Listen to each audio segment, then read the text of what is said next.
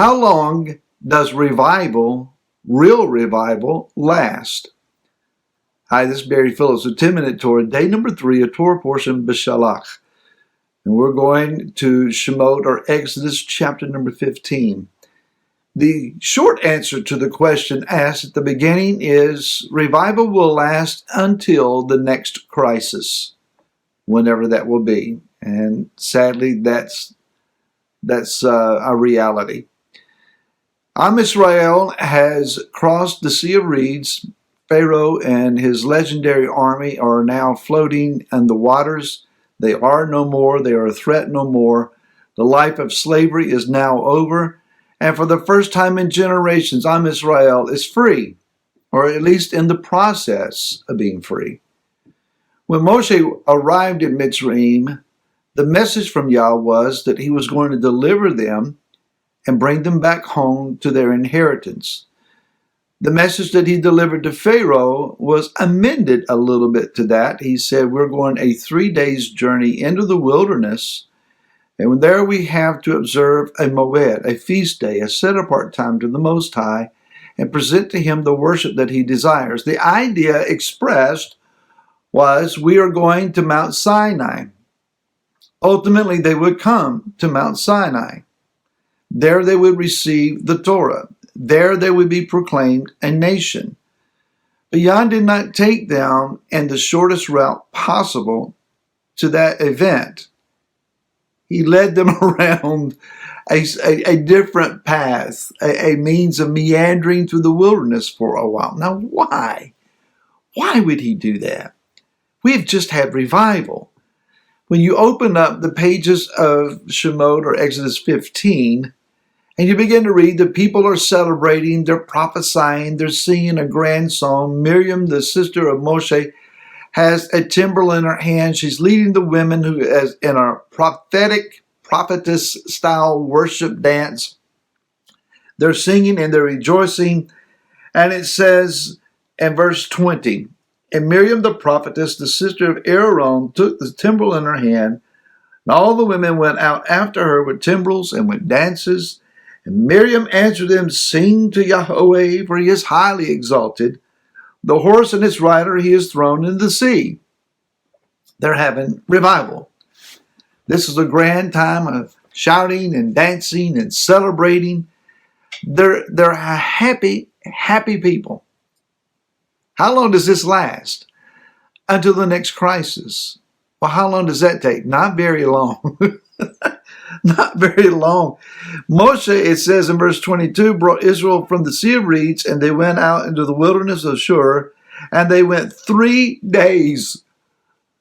3 days in the wilderness. 3. And they found no water. And the place was called Marah because it was bitter. They found some water, but they were unable to drink it. It's bitter water. Bitter waters is an interesting concept. It shows up again in the book of Revelation where wormwood hits the earth and waters are made bitter. It also shows up in the testing of the wife that has proven to be questionable in her actions. She has been warned to stay away from a man that she has been seen alone with, and she refuses to follow through with her husband's counsel, and she allows herself to be alone with a man that calls her fidelity into question. And the jealousy of the husband requires that she stand before a priest, that she drink bitter waters, and if she's guilty, her belly swells up and she dies. All because she refused to show herself faithful. Now, there's a lot more to that Torah portion, and we'll discuss it more thoroughly when we get there, but that's the very short end of that.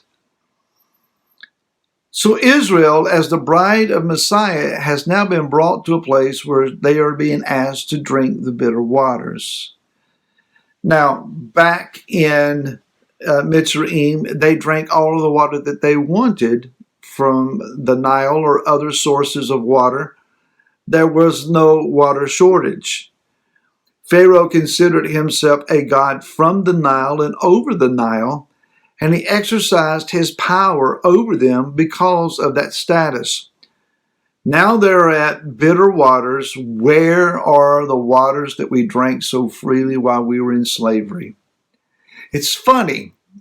No, it's sad how our mind tricks us into remembering the days of oppression and servitude as days that are preferable to that of freedom and liberty in its process. It is the process to get to freedom and liberty that taxes us and wears us out. We dream of the freedom, we dream of the liberty, but when they're not expressed in the full, we're caught in the gulf between servitude and liberty, and oftentimes because we can calculate a more reasonable understanding of how servitude goes, we retreat to that. Yah is drawing us out, asking the faithful, trust me at the time of bitter waters. Trust me that you will be proven innocent. Trust me that your fidelity will be established. So now, Yah is going to demonstrate through Moshe, again, his power. In Mitzrayim, he took a rod, a wooden rod, put it into the waters of the Nile, and they became blood. This time he takes another piece of wood, a particular tree, we're not told what. It's cast into the waters, and then the waters become sweet and drinkable. Yah had to prove them there. Would they trust him or not? They grumbled and they complained after they shouted and danced, and the difference of that was only 3 days. Unfortunately, our victories are short-termed, oftentimes. Let's consider what's happening here. A tree is a sign of a Sadiq, a righteous person, someone of an exalted level of righteousness. And they have the ability to influence people and nations because of the righteousness of their walk. And so a righteous one, symbolically, is placed into the waters that are bitter, and they are transformed to that which is nourishing and relieves and conquers our thirst. Yeshua says, I am living water. I am the source of the living waters. Yeshua is also the greatest Sadiq that has ever walked the face of the earth. And what Yeshua has done for us and is still now doing for us is the work that will relieve the bitterness and enable life to become sweet. So Yah says to them in this incident, and let me read this to you. In verse 26, if you diligently obey the voice of Yahweh your Elohim and do what is right in his eyes, and shall listen to his commands and shall guard all of his laws, I shall bring on you none of the diseases I brought on the Mitzrites, for I am Yahweh Elohim who heals you. Bitterness will make you sick. Bitterness will infect like a toxin, like a cancer in your body and destroy you.